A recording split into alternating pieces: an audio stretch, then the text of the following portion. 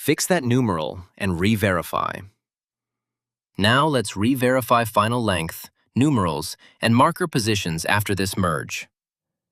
Now final verification, length, numerals, and all markers. Belize's Great Blue Hole plunges 407 feet into pure darkness. No one could confirm what was actually down there. Divers had photographed its rim for decades, and satellites had traced its perfect black circle from orbit. But the true floor stayed unmapped until a crewed submarine expedition in 2018. Whatever waited at the bottom stayed a rumor, not a record. Over the next few minutes, we'll follow that expedition down, layer by layer, because the single strangest thing they found wasn't what was killing things inside that hole. It was what the hole had been quietly recording the entire time. The Great Blue Hole sits near the center of Lighthouse Reef, an atoll about 43 miles off the coast of Belize City, inside a marine reserve that UNESCO recognizes as a World Heritage Site. From above, it reads as almost too symmetrical to be natural. A dark circle stamped into turquoise water, roughly 1,043 feet across. That width alone is longer than 3 football fields laid end to end. For most viewers, that's where the footage always stops. A drone pulls back, the music swells, and the video ends without ever going past the surface. This one doesn't stop there. The first serious look inside came in 1971, when Jacques Cousteau brought his research vessel Calypso to Lighthouse Reef and sent divers down with basic gear and even more basic maps. Cousteau declared it one of the finest diving sites on Earth, and his team logged distinct ledges at roughly 70 feet, 160 feet, and 300 feet. They also brought up stalactites, the same mineral formations you'd expect inside a dry cave, not a marine sinkhole. And those stalactites were tilted about 5 degrees off vertical. Officially, the explanation is simple. This was once a limestone cave, and the tilt is just geology settling over time. The problem is that a 5-degree lean across formations this size points to real ground movement.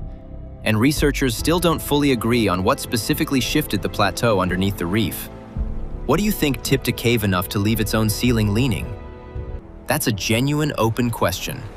Leave your theory in the comments because no one studying this site has closed the case yet. And here's a detail worth arguing about while you're at it. For years, the Blue Hole has been marketed as a milestone recreational dive, something reachable with an advanced certification and a guide boat, sold on turquoise water photos rather than on what actually waits underneath. That marketing sits uneasily next to a documented history of divers who never resurfaced after going deeper than the guided route allows. Whether a site with a confirmed hazard zone inside it should still be sold primarily on its Instagram angle is worth debating. And we'll get to exactly why that hazard zone is so unforgiving in a moment. Those stalactites didn't form overnight, and dating them is where the picture gets stranger. Researchers who analyzed the formations found evidence of growth during at least 4 separate stretches of time. Roughly 153,000 years ago, 66,000 years ago, 60,000 years ago, and as recently as 15,000 years ago. Each of those windows lines up with a glacial period, when so much of Earth's water was locked into ice sheets that global sea level sat well over 100 meters lower than it does today. Picture a chamber roughly the size of a football stadium, sitting bone dry under open sky, slowly growing icicle-shaped mineral spikes from its ceiling, with no ocean anywhere near it yet. Try to imagine standing at the bottom of that dry cave, long before a single drop of seawater ever reached it. Compared to what's coming, this is still the easy part. The cave stayed dry through repeated ice ages until the most recent glacial period ended and the melting ice sheets began releasing their water back into the oceans. According to researchers who've studied the site, sea level rise during those deglaciation windows could climb by as much as 100 feet within a single century, a pace fast enough to flood a cave system like this one in a geological blink. Somewhere in that flooding, the ceiling of the cave eventually gave way, collapsed inward, and left behind the near-perfect circular sinkhole visible from the air today. That's the official formation story, and it holds up under everything researchers have measured since. What it doesn't explain is why nobody managed to fully chart what was actually sitting on that newly submerged floor for the better part of the next half-century. A gap the next expedition finally set out to close. That expedition finally launched in November and December of 2018, when the ocean explorer Fabien Cousteau, Jacques Cousteau's grandson, joined Richard Branson and chief submarine pilot Erica Bergman on a joint mission to the site. Over 22 dives, the team piloted 2 crewed submersibles, including a 3-person vessel called the Stingray, alongside sonar equipment sensitive enough to map the entire interior wall in detail for the first time. This wasn't a drone pass or a surface survey. It was a slow, methodical descent past every ledge Cousteau's team had first noted in 1971. And what those instruments confirmed further down is where the numbers start getting uncomfortable. The sonar and the submersible cameras confirm the hole's true scale. About 407 feet deep and roughly 318 meters across at its widest. Deep enough that its floor sits at close to the height of a 40-story building measured straight down. Between about 130 and 160 feet down, the crew found exactly the kind of stalactite formations the 1971 team had described, confirming this had once been a dry cave rather than some other kind of geological feature. Go back to that first number from the opening, 407 feet of darkness, because it's about to matter again, in a very different way. If you'd been sitting in that submersible watching the depth gauge climb past 200 feet, here's the moment your instruments would have started disagreeing with your eyes. Around 91 meters, or roughly 300 feet down, the crew hit a distinct chemical layer, a band of water saturated with hydrogen sulfide, the same compound responsible for the smell of rotten eggs. Below that line, dissolved oxygen drops to nothing. It isn't a metaphor or a mood. It's a measurable, mapped boundary in the water column, and anything that sinks past it simply can't survive there. If the kind of storytelling that follows real expeditions instead of just narrating pretty footage is what you're here for, sticking around for the rest of this one is worth it. That invisible ceiling wasn't even the strangest thing waiting below it. Past that hydrogen sulfide layer, the submersible cameras found what Bergman's team later described as a graveyard. Dead conch shells littered the sediment floor by the hundreds, many of them dragging visible trails behind them. Tracks leading a short distance up the slope, then a slide mark heading back down. Officially, the explanation turned out to be simple biology rather than mystery. Conches occasionally slip over the rim, fall into the anoxic zone, and try to climb back out before the lack of oxygen stops them. But the detail nobody quite prepares you for is what those tracks look like on camera. Dozens of individual desperate attempts to escape, frozen in sediment that never gets disturbed by current or scavengers, because almost nothing living survives down there long enough to disturb it. That's not the detail this video is building toward. Not yet, but it's close. That's now the second explanation in this hole that turned out simpler than it looked on camera. And it won't be the last one on this list. The floor held something even harder to look at. Belize's Great Blue Hole has a documented history of missing divers. 3 people are believed to have vanished inside it over the years, likely after descending past the point their bodies could tolerate. During the 2018 expedition, the submersible crew located what Bergman described as the resting place of 2 of them. What do you think happened to the 3rd? No name has ever been formally attached to that outcome. And if you have a theory, that's exactly the kind of thing worth leaving in the comments, because no expedition since has claimed to resolve it. That's simply where the documented trail stops. But the hole wasn't finished keeping records. Branson's team also documented modern plastic bottles resting on that same anoxic floor, alongside geology that predates written history. Picture that for a second.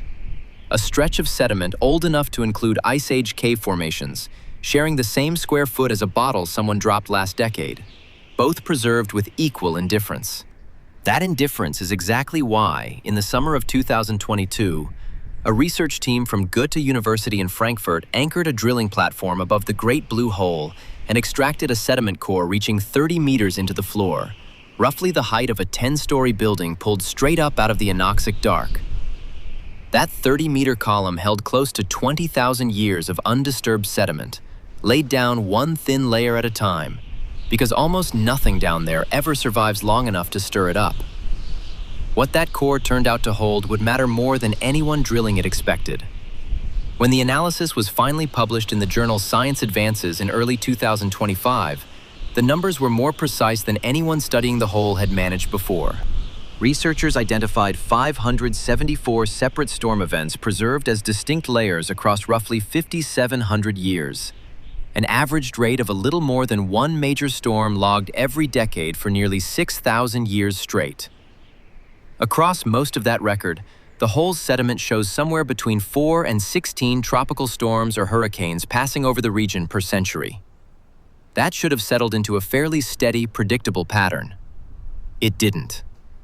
The 9 most recent storm layers, deposited in just the past 20 years, broke from that long-term rhythm entirely.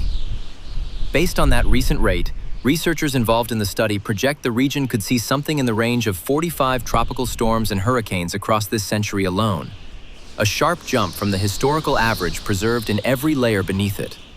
This is now the 3rd documented case in this hole where the official explanation turned out to be only half the story. And it's the strangest one yet.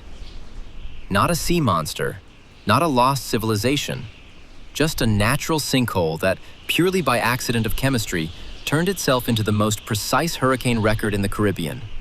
Better than any human-built weather station, because nothing down there was ever around long enough to disturb the layers. Whether the reef systems and coastal communities along this stretch of Caribbean coastline can adapt to a storm frequency several times higher than anything recorded in the last 6,000 years is not something anyone can answer yet.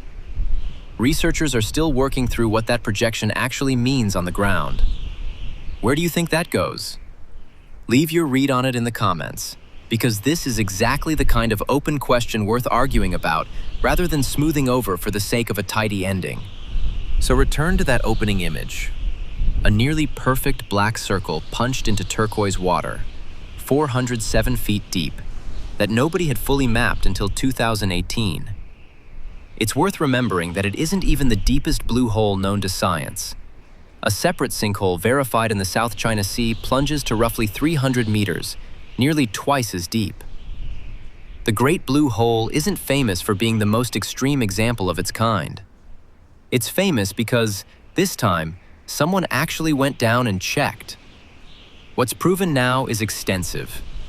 The karst cave origin, the Ice Age stalactites and their approximate ages, the exact depth of the hydrogen sulfide layer, the resting place of 2 lost divers, and a sediment record stretching back nearly 6,000 years. What remains genuinely unresolved is smaller but real. The precise cause of the plateau's tilt, the fate of a 3rd diver never recovered, and what an accelerating storm record actually means for the people living along this coast in the decades ahead. Zoom out from the reef itself, and the stakes are the same ones facing any low-lying coastline watching its storm seasons intensify. Except here, uniquely, the evidence isn't a model or a projection. It's sitting in 30 meters of sediment that nobody thought to look at until 2022. This hole didn't just sit there looking photogenic for 50 years. It was quietly writing down the weather the entire time. One storm, one layer, one century at a time. And no one yet knows how many more layers it's going to need.